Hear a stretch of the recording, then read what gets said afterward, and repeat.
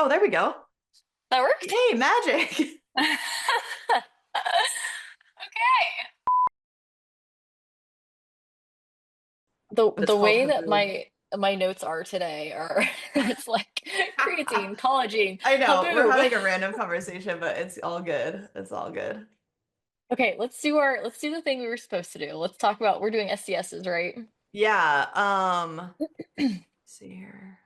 Yeah, I think the SDS thing I think is it's a tough nut to crack because there's so many layers to it, right? So there's like what we were talking about earlier, like there's the concentrations, there's the actually looking at what the ingredients are. So similar to like the cottage cheese thing that we were talking about earlier. It's like, Mm-hmm. yes, we want to be more conscious of like, does this actually need 50 ingredients and what are those 50 ingredients versus looking at something that is a little bit more formulaically clean, if you will.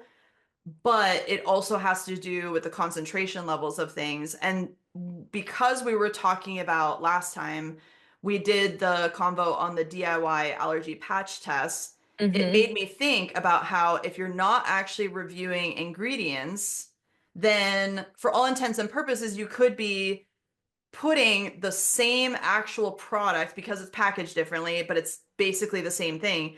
You could basically be doing the same product across five different patches that you're doing on your skin test, right? Which we talked about is not recommended. But it's interesting because I understand what you were telling me about how people are just grasping at straws trying to find resources for this allergy issue. But at the same Mm-hmm. time, it's interesting to me because people aren't looking at it from like a what word do I want to use? Because I don't want this to critique people. I understand how when you're emotionally amped up about something and you're freaked out, right? You're freaked out about the Mm-hmm. allergy, you're freaked out about potentially losing something that you really enjoy, or you're just drastic, like you're desperate, and so therefore you're willing to go to drastic measures because of that Mm-hmm. desperation. So I can understand how desperation does not really lead into like logic linear process. But Absolutely. it is interesting to me that at a foundational level, people don't go, well, let me look at what's in it and then learn more about that before I start making decisions based on like marketing or packaging. Does that make sense? Oh, absolutely. Yeah. So I think it may be a super basic level. After a reaction happens, people kind of go, okay, well, I'm just gonna Google really quick something like this. And then you see like the word HEMA get flashed around a lot, which again, HEMA has been like super villainized, Yeah. but regardless, people basically what they're doing is trying to just find things that either have HEMA or don't have HEMA. Okay. And I don't think that they necessarily you don't know what you don't know until you don't know it. So you know that a lot of times packaging or SDSs can get away with saying HEMA free, but Yep. the percentage just has to be below a certain mark, right? So we're trusting the cute packaging and the marketing for it because that's a super big thing to say right now is HEMA free. We're Mhm. trusting that because again, we don't know how to look at we don't even know that you can it's not that they are being untruthful, I guess, by saying HEMA free, although it kind of feels like that because as long as they keep the percentage below a certain level, but you Yeah. don't know that when you're a DIYer. You don't know that you need to more carefully look at the percentages of what something actually has in it. And you also don't know that basically you're buying the same thing, just repackaged 100 different ways. I have so many people say, hey, have you heard of this brand? Have you heard of this brand? What about this brand? And I'm like, oh, well, have you like looked at the SDS for it? And they don't even know well, it says it's HEMA free, right? So like I don't need to worry about it because that's not in there. It's Yeah. just a really it truly comes from, like you said, a place of desperation. I think it's really hard when you are that emotionally charged to kind of dig a little bit deeper because you're just so desperate. And again, if you are just a DIYer, you don't know that there's more to it than just being saying HEMA free on the packaging because you don't like I didn't know how to read an SDS. I think the first time I ever really thought about even what an SDS was after I watched some of your videos. Yeah. What are your thoughts though on not having, so to me also the other thing that's interesting beyond the SDS, and for anybody watching this that doesn't know what SDS stands for, it's safety data sheet. They used to be called MSDS, which was like Mhm. manufacturer safety data sheet. So they're interchangeable, but it's also interesting to me because like the food conversation, right? I feel like as consumers, we've gotten a lot more knowledgeable about food. We've gotten a lot more Mhm. knowledgeable about looking at ingredients in our food and just trying to at least like take a peek at things. And one of the things that also stands out to me is a lot of these brands, especially the ones where I'm like, okay, it's whatever, like you said, someone's like, have you heard of this brand, or did you see their account, or did you, follow them on Instagram or social or whatever, and like, oh my God, did you see how cute their bottles are? Did you see how beautiful their Mm-hmm. nails are? Whatever. What's interesting is like I go and I look at the packaging of the product or even the pictures online, and I'm like, there are no ingredients printed on the bottle. There are no ingredients listed on the website. So forget about the whole SDS and reading concentrations. It's like Mm, what food, and again, this is regulated that they have to put stuff on a label, but like in a lot of ways, we are very hyper vigilant about looking at ingredients, or at least knowing that like there should be ingredients listed on something that is a consumable product that's either going to go on your body or in your body. hmm So to me, it's interesting that people don't even get shocked by, oh wow, there's like literally no ingredients listed anywhere. Just even that. Like, did you ever have that Yeah. experience where you're like, that's weird? Like, why doesn't this company like print ingredients on the back of the bottle, like skincare or shampoo or whatever? I think that truly there is an innocence when it comes to nail products because I do like things that go on my skin, things that go on my hair before I was knowledgeable about any of this. Absolutely, I was checking ingredients, but nail polish, never. And I think a lot of times people really equate gel polish as being the same as innocent, I guess, as nail polish. Hmm. And it never really occurred to me until probably later on in my DIY journey as to like, that's kind of weird, especially again after finding you. Watching some of your videos, it almost became like suspicious for me. Like, why aren't there ingredients printed on this? And it really it almost becomes a little bit scary because it's like you feel like there's almost something to hide then. And then I would experience that even more when I'd be like, okay, it's fine. I'll just go to the website, find the SDS, nothing on the website. Okay, it's fine. I'll go look for the ingredients at least. At least the ingredients will be listed on the website. Sometimes that's not even, you can't even find that. Sometimes when you email customer service, you never get an answer back about what their ingredients are if they have an SDS. So Yep. it definitely, as I grew just more educated, it definitely became very red flag immediately. Like if I can't even figure out what the ingredients are and take SDS out of the equation, like why do I feel like you have something to hide? Yeah. Yeah, it is interesting because it's like we're so focused on, I mean, everything I can think of that I come across marketing wise as a consumer, right? It's like the difference between glass and stainless steel water bottles versus plastic and why you would choose that, right? And we had the whole like Mm-hmm. BPA free thing. And then in like Mm-hmm. shampoo and conditioner, I remember like the whole sulfite thing and sulfates, Yep. really like started to be an issue. And people even being more aware of, these different ingredients that can have interesting effects on our bodies. I definitely think there's an element of it that comes from the messaging. So there's like, to me, there's like phases where it's like the marketing phase and people are just excited about something. Then there's like the whistleblowers that are like, hey, wait a minute, there's something weird about this. Like there's effects, in sunscreen, chemicals in sunscreen, shampoo, Mm-hmm. skincare, foods. Even just like the ability to like keep our water cleaner by drinking it out of like a better vessel. All of that stuff is really interesting because I do think it kind of goes through these stages. And I would argue that the nail industry specifically, because the nail industry was a lot of nail polish to your point, and DIYers were pretty much using nail polish, right? Like I remember when I was in Mm-hmm. grade school, I would match my nails to my outfit, I would paint my nails with nail polish. You could get it on the skin. I remember I would even like paint it so it was on my skin, then do hand lotion, and it would like perfectly peel Peel off in the off. morning, Oh and you'd get yeah. like perfect nail polish manicure.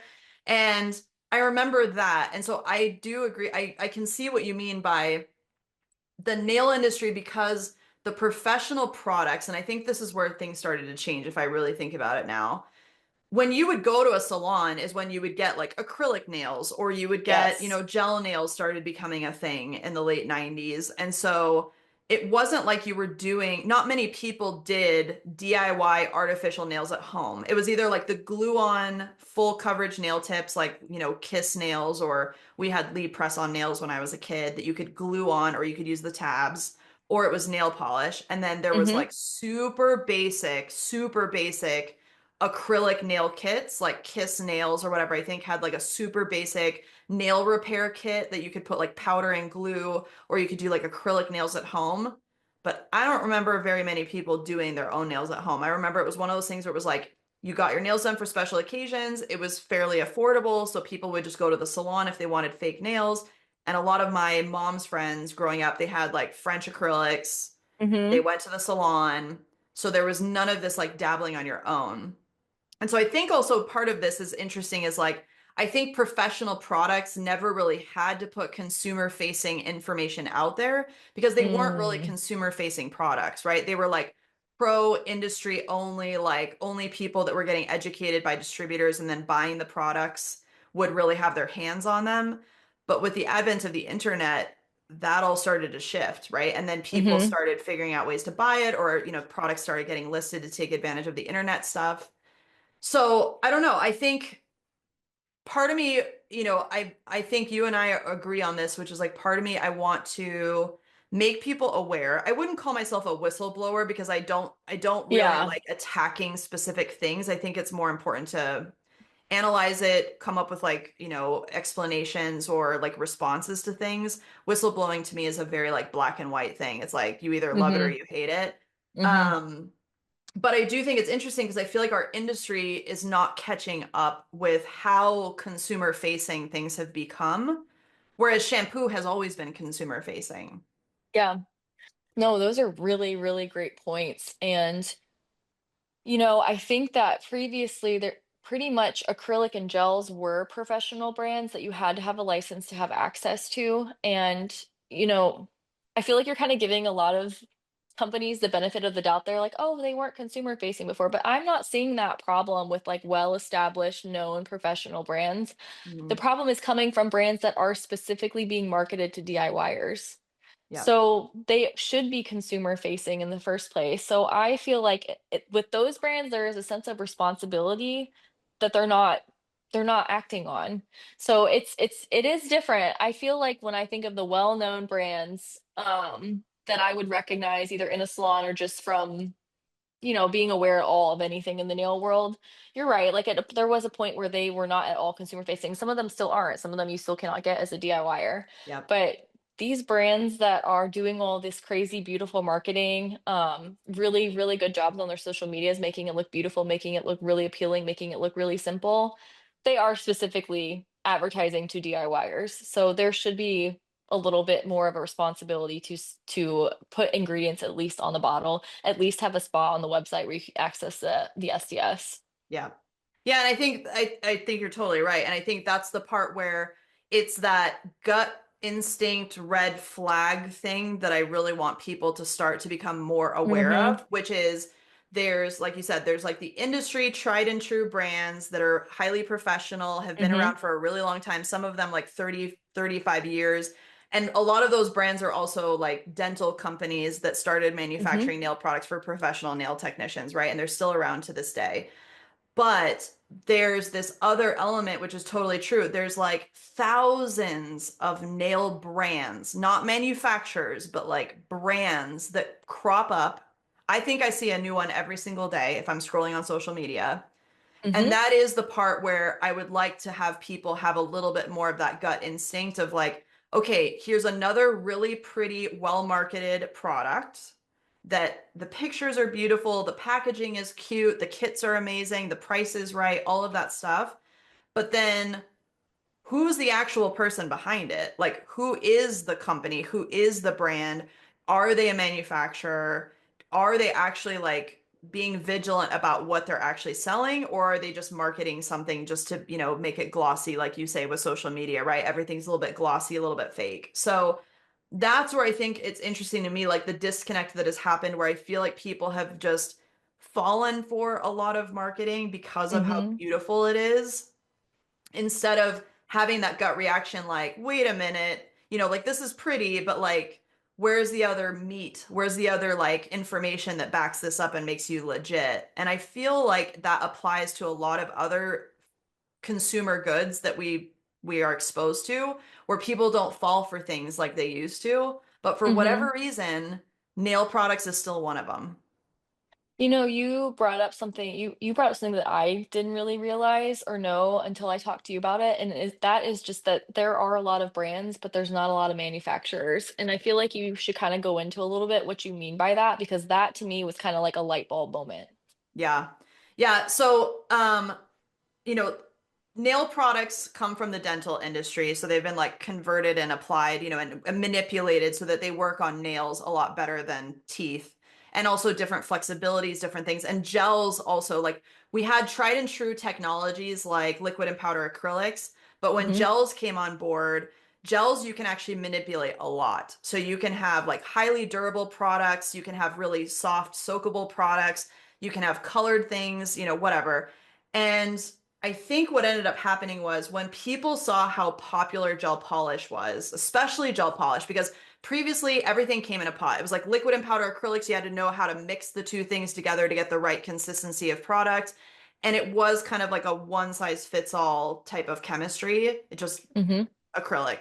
But then with gel, it was a lot of potted hard gels. Most of the products were hard gels when they first came on the market, and they all had to have an individual brush and a pot. So more training necessary for you to be able to like properly use that. Not as many options as there are now, but definitely a lot more options than just the one, acrylic liquid and powder option. So different flexibilities, different things. But when gel polish, when the product got into a bottle, to me, that's when, people started realizing, okay, so consumers, if we want to actually make this a huge marketing opportunity, and instead of having a piece of the pie this big, which is the professional industry, let's Hmm. actually have a product that we can sell to anyone, similar to the nail polish market.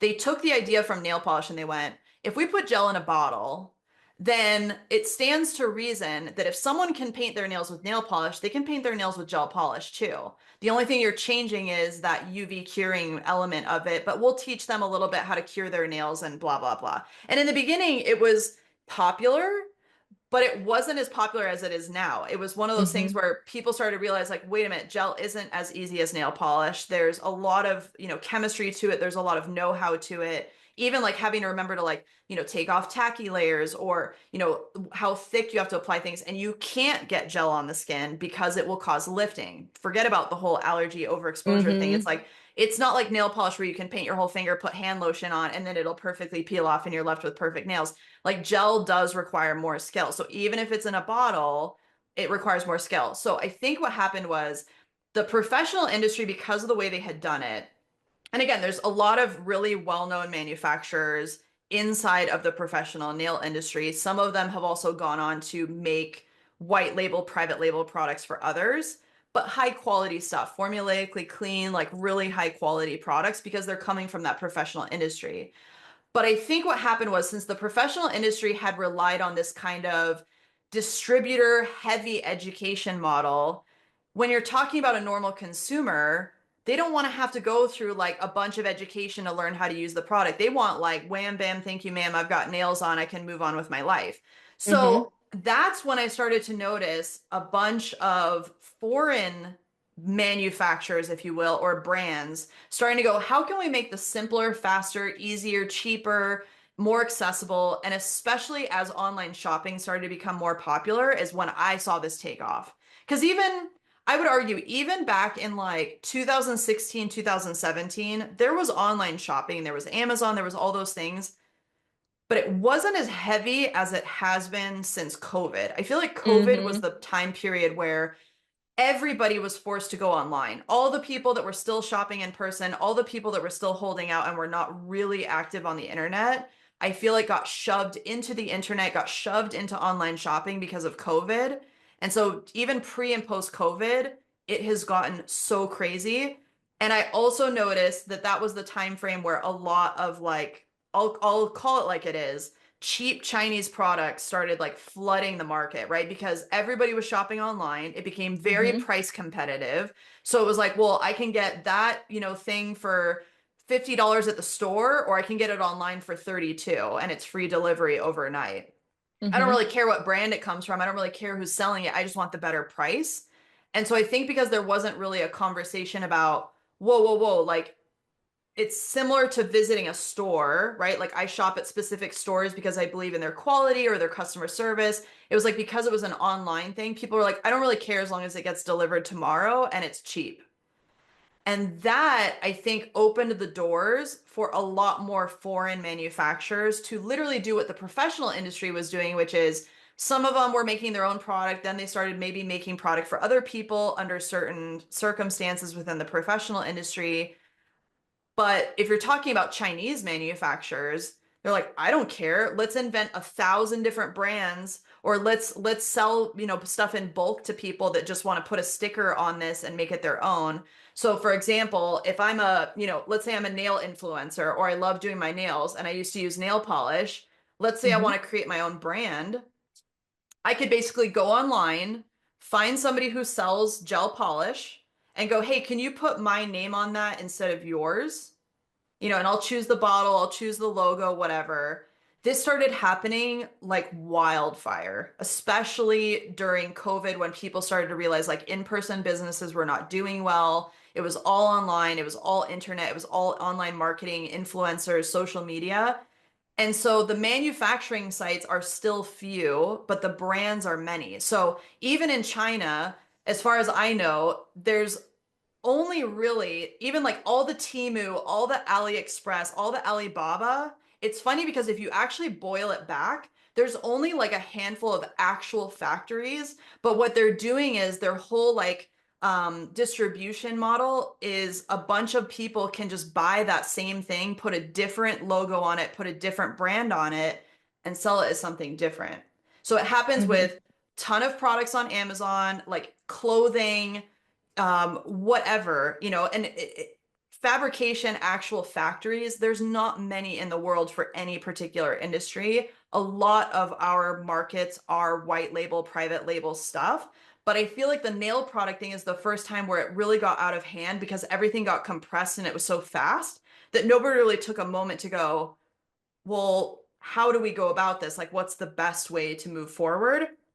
It was kind of just like a bunch of companies going, if I can make this piece of the pie mine, how do I go about doing that? And I want to do it as fast and efficiently as possible.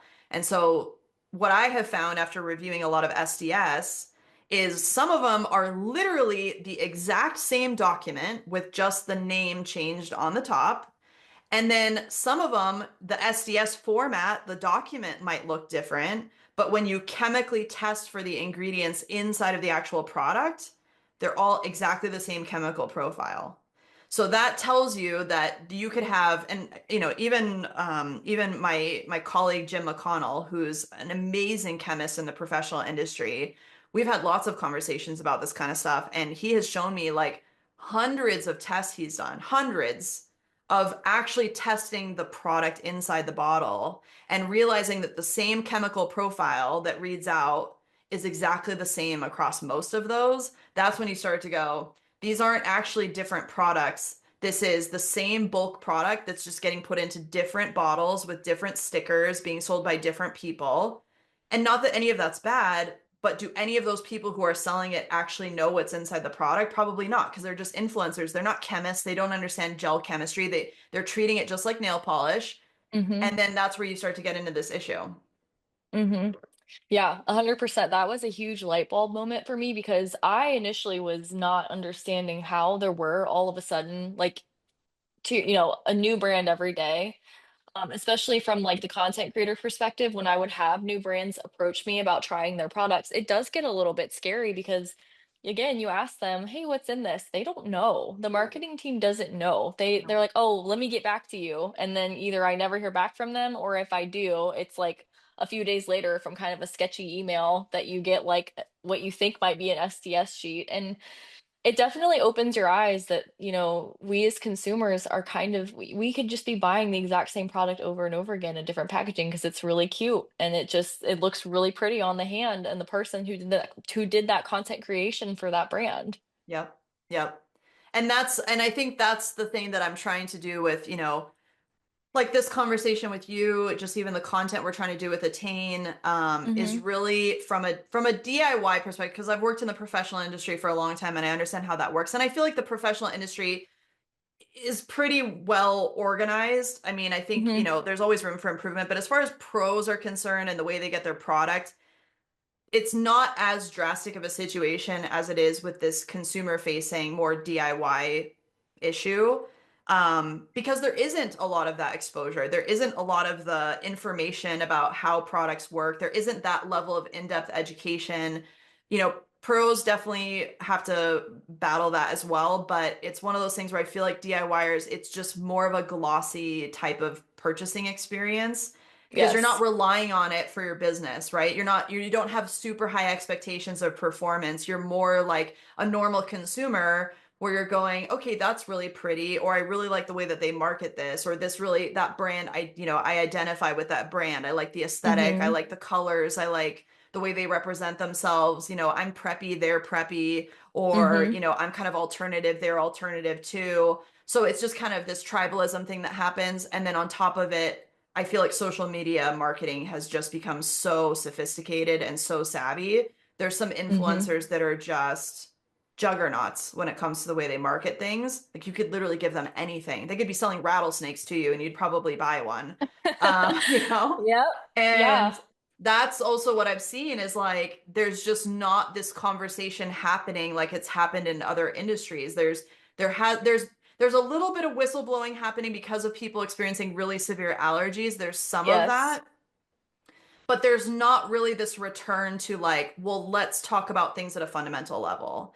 Mm-hmm. And that is where I do want to teach people. I do want to peel back the curtain and I do want to teach people more about how to actually find that information or how to actually, even if you do not understand chemistry, even if you do not understand any Mm-hmm. of these things, how do you develop that gut instinct, the little red flag indicator, the little bell? I always call it the alarm bell. It's like, how do I give you a set of alarm bells that should easily ring for you when you are actually shopping around for this stuff? And the SDS is what, like you just said, just Yep. asking a question is like one of the little potential alarm bells where you're like, why didn't they get back to me? Like, why don't they have an answer? That's weird. Yeah, I do think it's kind of unfortunate that the I would say probably the larger majority of people that even begin to question things are just those of us that have experienced allergies because it's kind of like if things are going great and you're not having a reaction and you get all of your, hundreds of colors of cheap, pretty packaging, you don't really have a reason to question it until it happens to you. And I think that's kind of where there's an interesting area where we have to be able to figure out how to get this information out to people who maybe aren't experiencing problems or having problems yet because they're kind of like, well, things are going great. Like, why would I need to care, basically? And that's where I think just spreading the education and the knowledge and kind of knowing like what can happen, what could be the effects of using just anything that comes in any pretty packaging and you just found the best deal because you could get 20 bottles for $20 instead of one or two for the same price. Yep. It's really trying to figure out how can we get the education out to because my whole goal is like I would like for people not to be in my shoes. Like I every time I go to the dentist now, I'm gonna have to tell them if I need any type of filling or anything, hey, I have a HEMA allergy.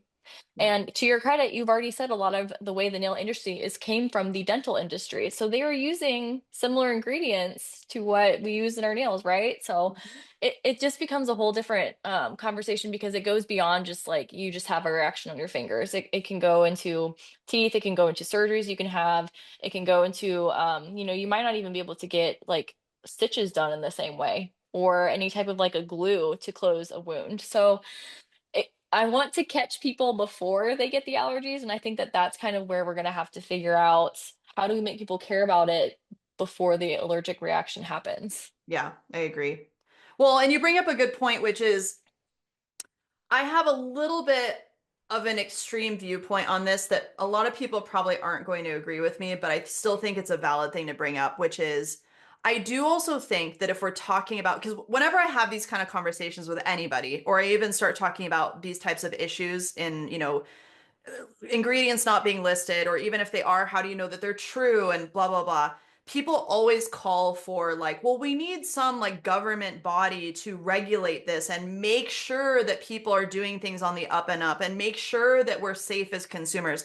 And I will agree with that, but I'll only agree with it to a certain extent because you can have the best laid plans, you can have the best laid rules and regulations and all of that. And companies will always find a way around this stuff, especially foreign companies that have zero reputation risks in the US. This is also, in any country that you live into, I feel like the tighter you make the relationship between who's buying your product and what the company is and where the company is located, to me, the closer that relationship is, the more skin in the game the company has because they have a Hmm. direct reputation to lose. So, like, for example, me, right? I'm a public figure. I'm really into educating. I have my own brand, Attain. I represent a lot of brands under the Nail Hub. If I start to screw over my customers, whether it's intentionally or unintentionally, I'm going to be much more vigilant about what I do, what I say, how I do things if that relationship is very tight.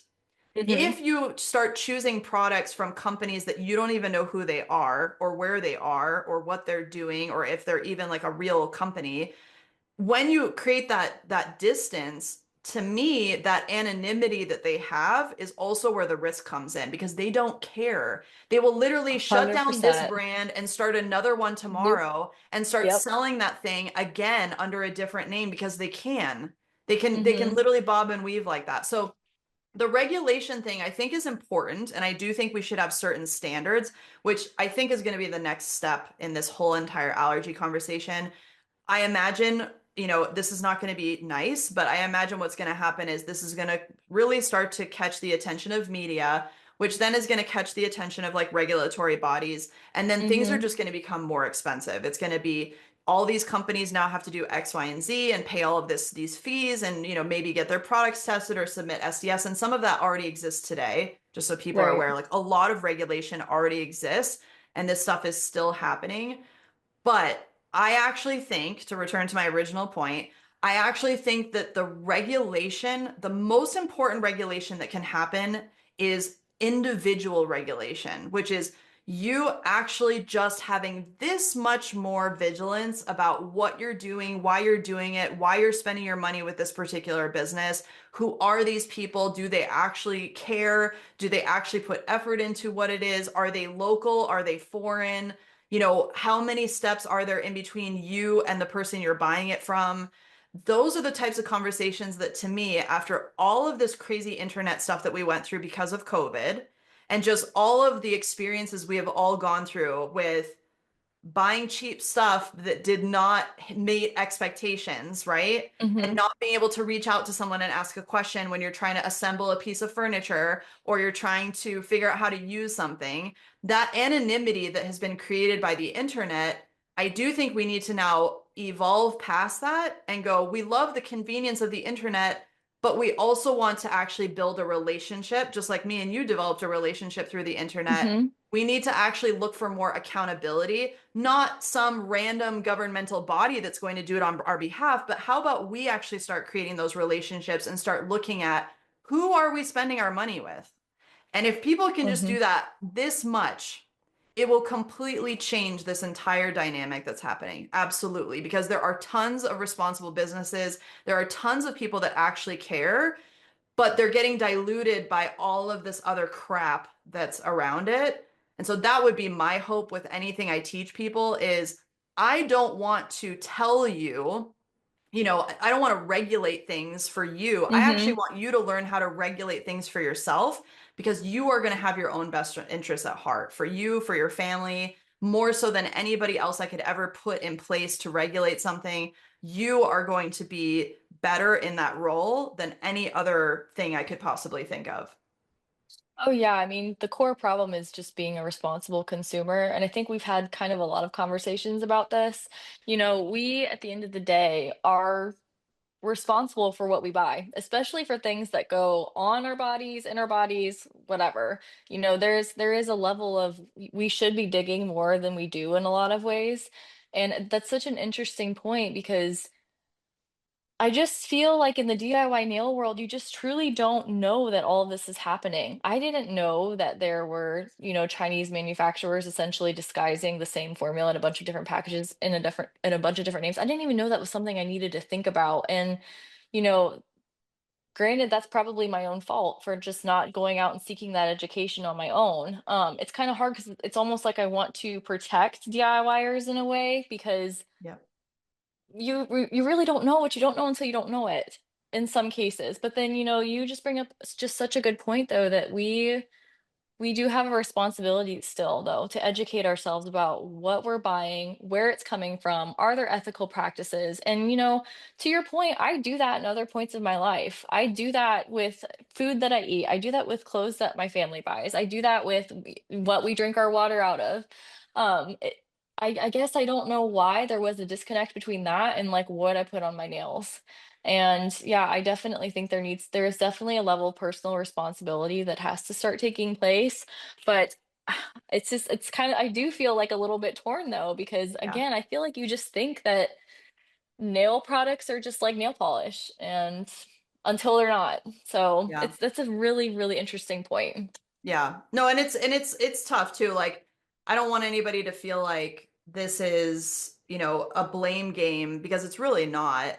But also understanding some of these challenges and how passionate I am about making this go back to being something fun and frivolous. Because there's also that part of it, which Hmm. I totally agree with you. It's like, nails or things that are like fun and beautiful, like why do they have to be so complex? Why do they have to be like this huge life-changing decision where it's like the matter between like health and being unhealthy? Like it's and Hmm. it's the frustration where it's like why are we being lied to? Why do we have to know this stuff? Why do we have to be this paranoid? I think that's the thing. If I was gonna put a word on it, it would be paranoia. I also think consumers Yes. are really frustrated with the level of paranoia that we have to have, whether it be gimmicks like getting signed up for subscriptions that we didn't really want, or, Hmm. weird return policies, or like any of those bait and switch things that I think all of us have experienced that creates this level of paranoia that we don't want to have. And so when we find something that's a little bit more fun and frivolous, we're like, okay, great, I can just relax and have fun with it. It's not some Hmm. crazy purchasing decision.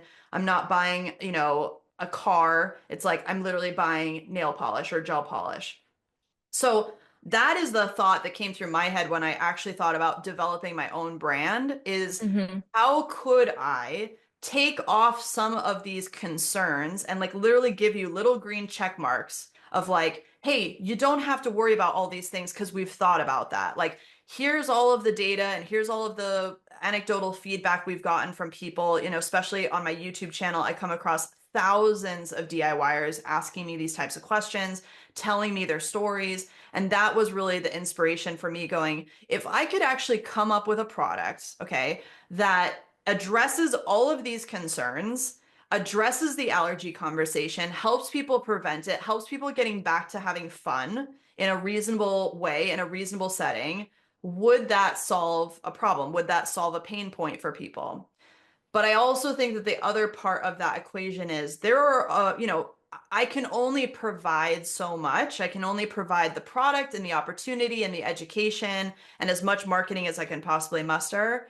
But that's also the other part of the relationship, which I do think is a two-way relationship, is I also Hmm. want to have customers that we hold each other accountable. And that's the kind of business I want. I want to provide that fun. I want to remove the paranoia. I want to teach people how to actually get amazing results out of their nails. But I also want someone who is going to be responsible to a certain extent, where it's like, hold me accountable for things that go wrong, but also I want you to be willing to learn, to, improve your skill set, to absorb the content that I'm providing, to be open to, hey, we've actually addressed all of these things, to actually scrutinize and use me as the new model for what they're looking for elsewhere. So maybe they're not buying Attain, maybe they're buying some other brand. We'll hold them to the same standard that you hold me to, right? Hmm. So that's A kind of the hundred thing that I percent. mean by the responsibility, which is when you actually, like you and I, right? You identified with my education, you identified with what I was doing with my content, and that led to an awesome relationship. But I would hope that you would hold any other nail company, any other brand, I would hold that you would hold them to that same standard because that is where you start to get the indicator of like, okay, this is more high quality. This is somebody who actually is invested in what they're doing. I'm not going to then go the complete 180 degree and then buy from somebody who literally doesn't care at all or Hmm. is a no name or something, right? So that's kind of the thing I'm hoping for is to be that beacon, but at the same time also teach people that I know you're going to go beyond what I do. I know you're going to Mm-hmm. go beyond the products that I offer, but I hope that when you do, you're going to hold them to the same standard that I've taught you is reasonable and should be there when you're buying anything. 100%. And that is exactly how you change the industry. I mean, it really, like you just basically what you just said is it comes down to the consumer, and we kind of have to demand more. And right Yep. now, we're not demanding more. And that's why it's not changing. Nothing changes if nothing changes, right? Yep. So, you are such a unique person because I keep telling you this. You have filled a hole in the nail industry that nobody was even talking about. And you are giving us the tools that we need to go and be a responsible consumer. And I don't think anyone realizes how valuable that actually is. And I think that, and maybe they do. I mean, I think that I definitely do, but you really are changing things for a lot of people. And I think you're seeing that a lot in the Facebook community that you've created too. You really have created just this garden of people who are so much more knowledgeable and so much more empowered and we all feel like we can make better decisions as consumers. And I just hope that you really take a moment and just stop and appreciate that because, we are holding you to a standard and you're holding us to a standard. And I think that piece by piece hopefully will change things. I hope so too. I really do. And I really appreciate you saying that. I mean, that is probably the thing that makes me so motivated beyond anything that I've done over the last like more than decade that I've been working in this industry and working with nail products is when I see people have that ultimate experience where, Hmm. like we were talking like in our Facebook group, right?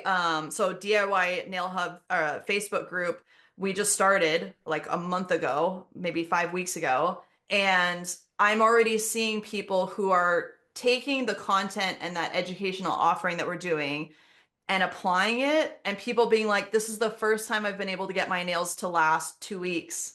And now I can actually get the results that I was looking for. And like all of this education is helping me maximize everything that I've already invested in or get rid of the stuff that I now know is like not good for me. And Hmm. to me, that is the most motivating experience that I can have is having people have those experiences and that empowerment.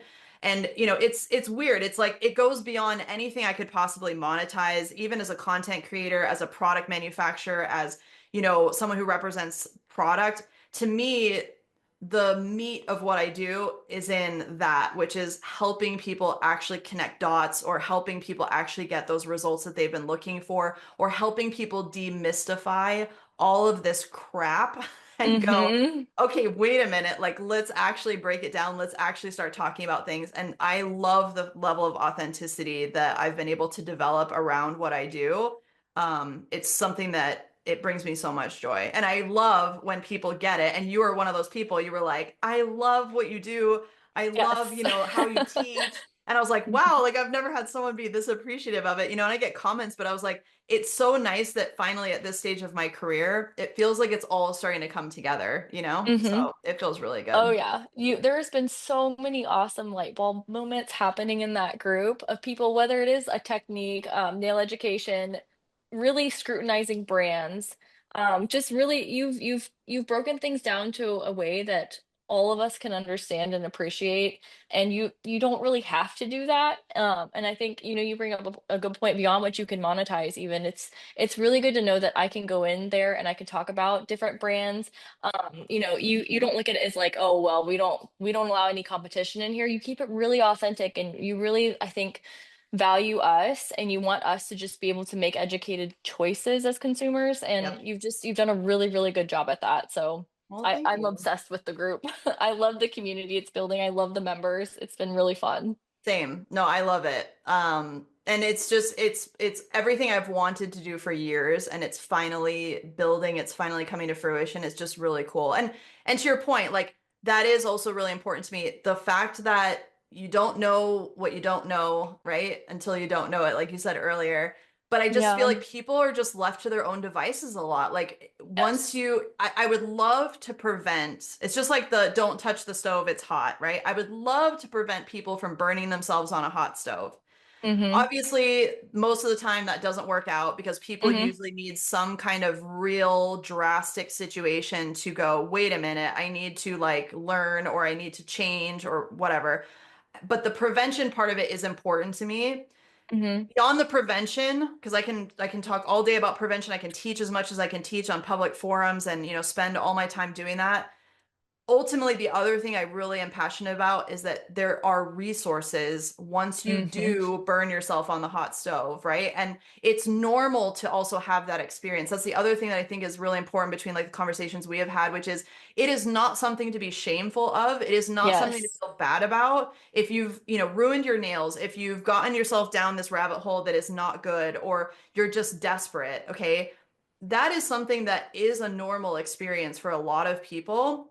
And ultimately, rather than spend a lot of time finger wagging and going, you shouldn't have done this, you shouldn't have done that, Yes. more like, there's a place for you. Let's talk about it. Let me teach you what maybe you didn't get taught. And there's a lot of ways to move forward with nail care, even after you've gotten yourself into some serious trouble. So that is ultimately what I really want this group to be, is like a safe harbor for people that are just out there like on their own and they don't know what to do. And I appreciate that so much because I remember when I first had my allergy, I contemplated never saying a word to anybody because it felt embarrassing. And I don't know exactly what that stems from. Maybe just like, how could I let this happen? I don't know. And you see it a lot where people are like, oh, like this is so embarrassing. I have all of these bottles of product. Like, what am I supposed to do with this now? I spent all this money on this. Look at my nails. Like I ruined them. My hands are so ugly. I'm embarrassed to go anywhere. And there's really is a lot of shame. And I think people kind of hide away and they don't feel like they can bring that out because a lot of people will start finger wagging, like, well, you should have known better. How could you be dumb? And it's really cool because I've never felt like that from you. I've felt like that from other individuals. And it's just really nice to see other people kind of come out of their shell in the group and kind of know that this is normal. This is a normal experience to have. Yep. And you're not dumb because this happened to you. This is just, unfortunately, this is the way that this industry is going right now, and you're not alone. And that Yeah. has been so huge. It's just like knowing you're not alone. Yeah. 100%.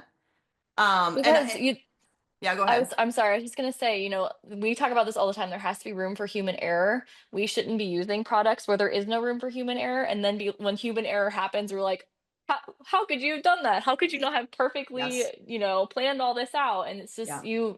you saying that so much, there has to be room for human error, I think really allows people to be vulnerable and talk about, a lot of the stuff that goes on. Yeah, I totally agree with that.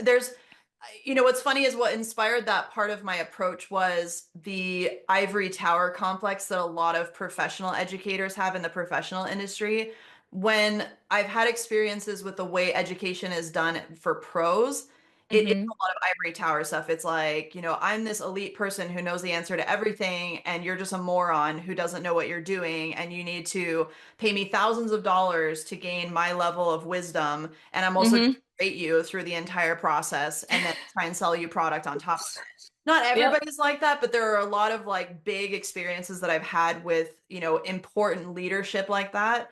Mm-hmm. I took that and I was like, that doesn't make any sense. Like, we are literally human beings who are not born with this skill or this knowledge, okay? And it's not like we spent the first 20 years of our life like learning how to read. I mean, like, think about how long it takes you to learn how to read, tie your shoe, drive a car, all of that stuff. Like, it's funny how we take something like this really complex skill and we make Yes. it so unforgiving.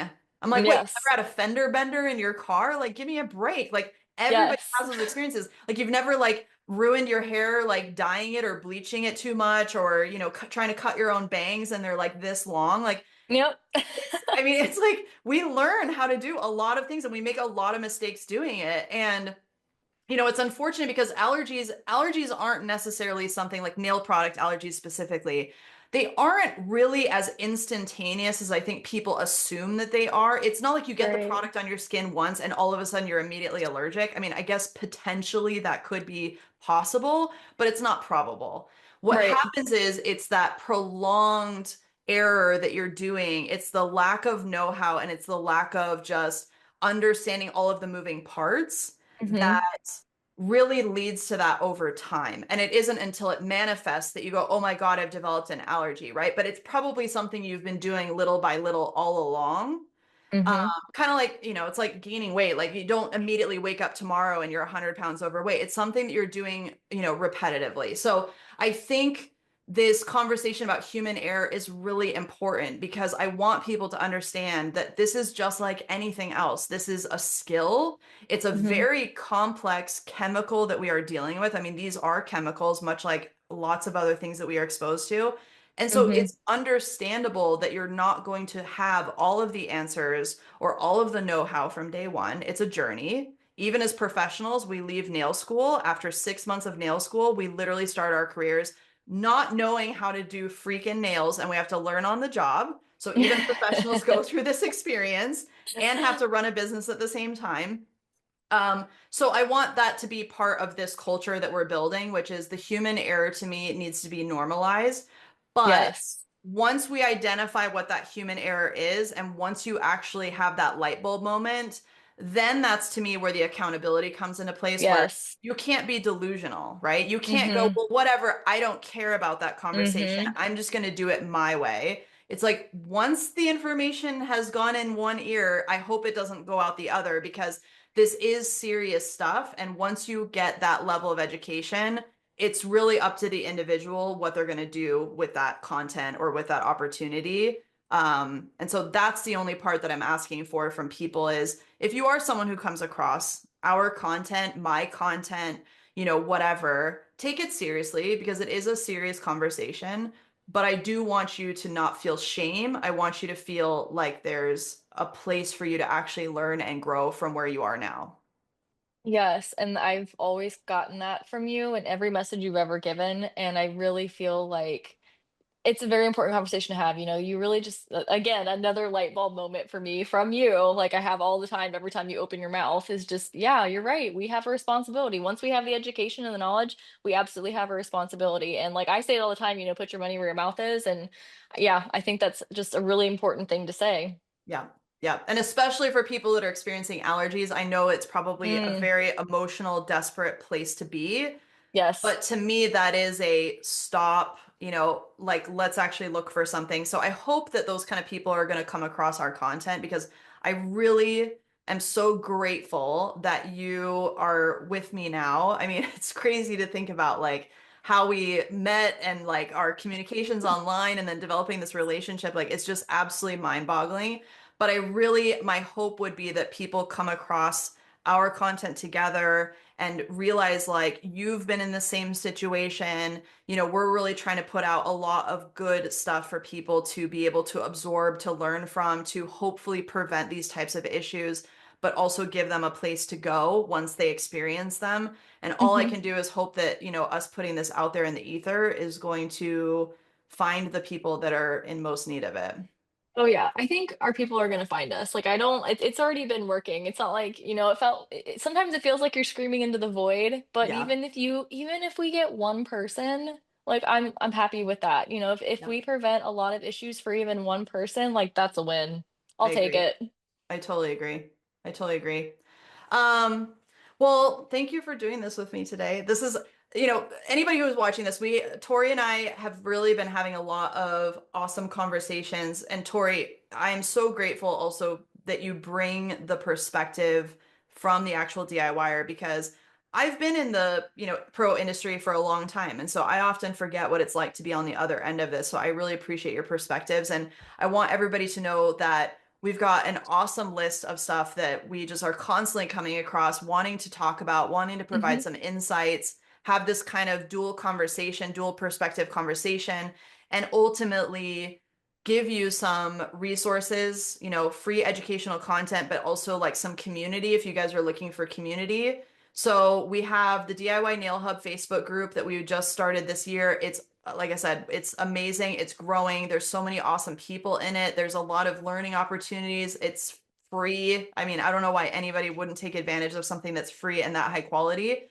Hmm. But I do want to invite anyone who sees this content to please think about joining that group because it is definitely a judgment-free zone. It's all Hmm. about education. It's all about making sure that people can get the experience out of nail care that they're looking for and also helping you come back from some bad experiences and giving you some information about how you can rehab and, kind of rejuvenate and start from scratch. So, I just hope that people enjoy this conversation and thanks again, Tori, for doing this.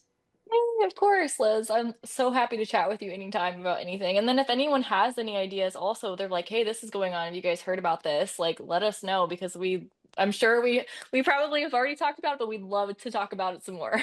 I totally agree. Yeah, I love feedback and I love people giving us ideas for content. It's so amazing. And I'd love to Yes. also hear from people's stories, like even if you want to remain Yes. anonymous, whatever, shoot us a comment, underneath this video. Let us know what your story's like. I'd love to hear what people are going through. It also gives me more information about what kind of education I can provide to Mhm. help people with their particular issues so that you guys get kind of customized approaches. And yeah, we're advocates for all of you. So thank you Mhm. so much for watching. Yep. All All right. right. Bye guys.